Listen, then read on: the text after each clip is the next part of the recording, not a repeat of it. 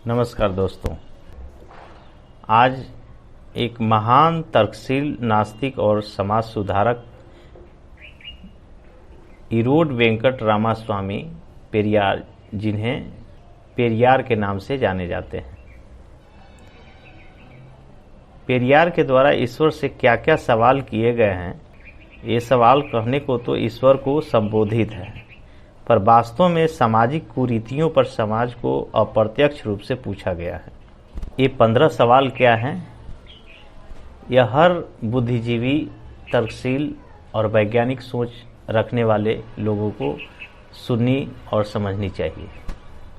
पहला सवाल, क्या तुम कायर हो जो हमेशा छिपे रहते हो, कभी किसी के सामने नहीं आते? दूसरा, क्या तुम खुशामद परस्त हो जो लोगों से दिन रात पूजा अर्चना करवाते हो? तीसरा सवाल, क्या तुम हमेशा भूखे रहते हो जो लोगों से मिठाई, दूध, घी आदि लेते रहते हो? चौथा सवाल, क्या तुम मांसाहारी हो जो लोगों से निर्बल पशुओं की बलि मांगते हो? पांचवा सवाल, क्या तुम सोने के व्यापारी हो जो मंदिरों में लाखों टन सोना दबाए बैठे हो? छठा सवाल, क्या तुम व्यभिचारी हो जो मंदिरों में देवदासियां रखते हो? सातवां सवाल, क्या तुम कमजोर हो जो हर रोज होने वाले बलात्कारों को नहीं रोक पाते? आठवां सवाल, क्या तुम मूर्ख हो जो विश्व के देशों में गरीबी, भूखमरी होते हुए भी अरबों रुपयों का अन्न, दूध, घी, तेल बिना खाए ही नदी नालों में बहा देते हो? नौवां सवाल, क्या तुम बहरे हो जो बेवजह मरते हुए आदमी, बलात्कार होती हुई मासूम की आवाज़ नहीं सुन पाते? 10वां सवाल, क्या तुम अंधे हो जो रोज अपराध होते हुए नहीं देख पाते? 11वां सवाल, क्या तुम आतंकवादियों से मिले हुए हो जो रोज धर्म के नाम पर लाखों लोगों को मरवाते रहते हो? 12वां सवाल, क्या तुम आतंकवादी हो जो ये चाहते हो कि लोग तुमसे डर कर रहे?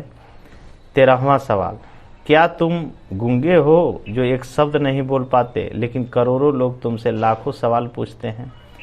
14वां सवाल, क्या तुम भ्रष्टाचारी हो जो गरीबों को कभी कुछ नहीं देते, जबकि गरीब पशुवत काम करके कमाए गए पैसे का कतरा कतरा तुम्हारे ऊपर न्यौछावर कर देते हैं?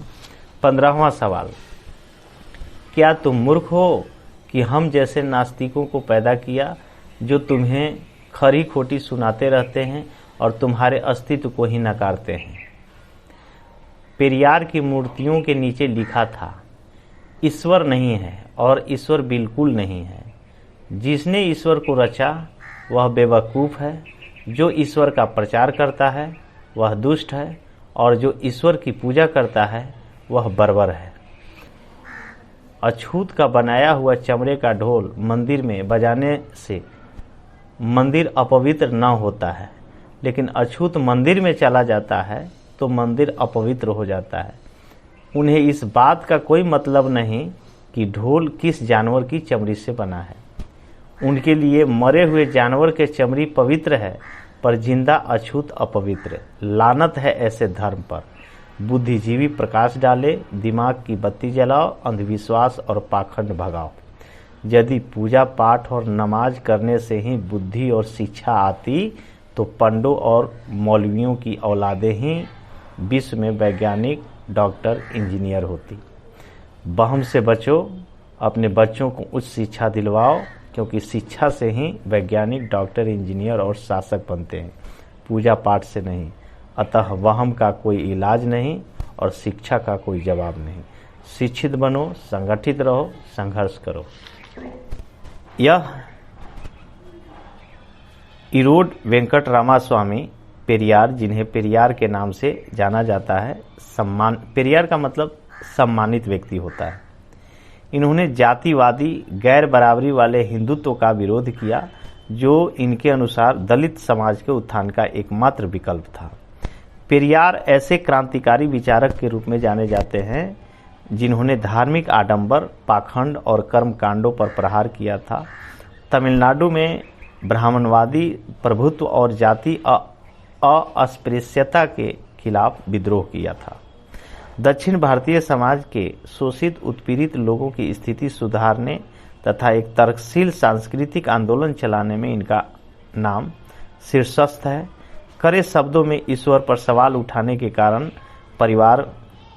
पेरियार को रूढ़िवादी भारतीय समाज ने लगातार नकारने की कोशिश की है।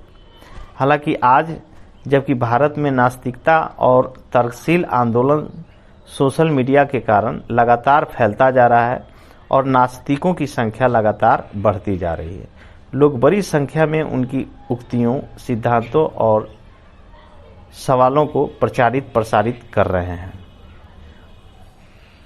धन्यवाद।